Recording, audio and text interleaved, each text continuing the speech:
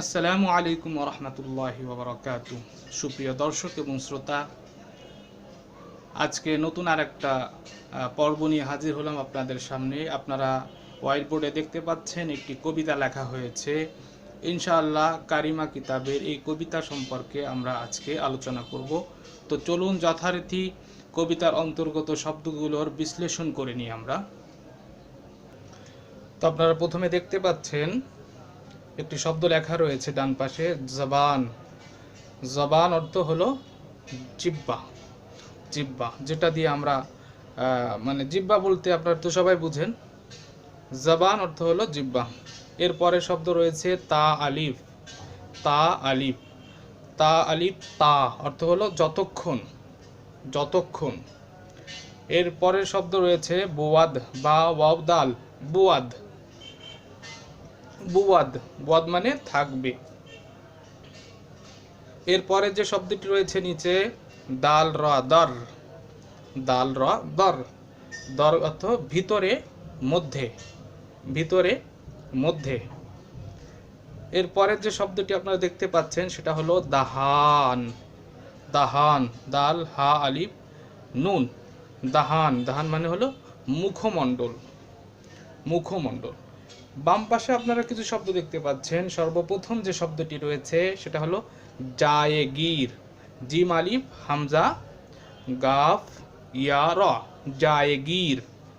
জায়েগীর অর্থ হলো স্থান গ্রহণকারী। স্থান গ্রহণকারী। এরপরের যে শব্দটি আপনারা দেখতে পাচ্ছেন সেটা হলো সানা। সা নুন আলিফ। সানা অর্থ প্রশংসা। প্রশংসা। দিল পজির। দাল লাম পে দাল ইয়া র। দিল পজির। দিল পজির।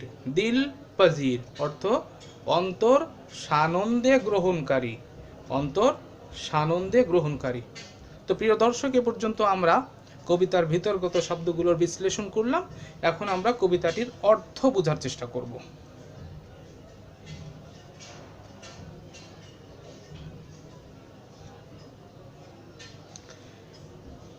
আপনারা দেখতে পাচ্ছেন অর্থ লেখা আছে এখানে। জিহ্বা যতক্ষণ পর্যন্ত মুখে স্থান গ্রহণকারী হবে। জিহ্বা যতক্ষণ পর্যন্ত মুখে স্থান গ্রহণকারী হবে। এটা কবিতার প্রথম অংশের অনুবাদ করা হলো। দ্বিতীয় অংশের অনুবাদ হলো, ততক্ষণ পর্যন্ত মুহাম্মদ সাল্লাল্লাহু আলাইহি ওয়াসাল্লামের প্রশংসা অন্তর সানন্দে বরণকারী হবে, গ্রহণকারী হবে। ততক্ষণ পর্যন্ত মুহাম্মদ সাল্লাল্লাহু আলাইহি ওয়াসাল্লামের প্রশংসা অন্তর সানন্দে আনন্দের সাথে বরণকারী হবে। জিহ্বা যতক্ষণ পর্যন্ত মুখে স্থান গ্রহণকারী হবে ততক্ষণ পর্যন্ত মুহাম্মদ সাল্লাল্লাহু আলাইহি ওয়াসাল্লামের প্রশংসা অন্তর সানন্দে বরণকারী হবে। অর্থাৎ আমি যতক্ষণ পর্যন্ত বেঁচে থাকবো, যতক্ষণ পর্যন্ত আমি বেঁচে থাকবো ততক্ষণ পর্যন্ত আনন্দের সাথে আমার দিলি খুশির সাথে মুহাম্মদ সাল্লাল্লাহু আলাইহি ওয়াসাল্লাম আমাদের প্রিয় নবীর প্রশংসা করতেই থাকবো, তার উপরে দুরূদ পড়তেই থাকবো, তার সানা সিফাত বর্ণনা করতেই থাকবো। তো কবি এই কথাটা এখানে বোঝাতে চেয়েছেন। এখন আমরা এই কবিতার উচ্চারণের দিকে যাব। উচ্চারণ কিভাবে করবেন আপনারা কবিতাটা?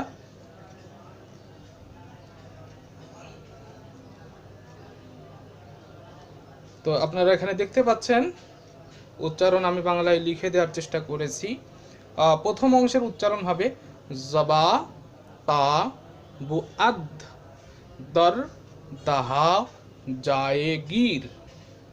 জবা তা বুআদ দর দাহা জায়েগীর।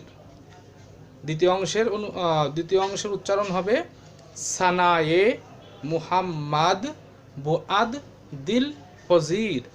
সানায়ে মুহাম্মাদ বুআদ দিল ফজির। তাহলে আমরা কবিতার উচ্চারণও শিখে গেলাম। এখন আমরা এই কবিতাটি বিভিন্নভাবে পড়তে পারি। সুরেও পড়তে পারি, সুর ছাড়াও পড়তে পারি। যদি আমরা সুরে কবিতাটি পড়ার চেষ্টা করি তাহলে এভাবে পড়ব। জবাতা বুয়াদ্দার দাহা জায়েগীর। জবাতা বুয়াদ্দার দাহা জায়েগীর। জবাতা বুয়াদ্দার দাহা জায়েগীর।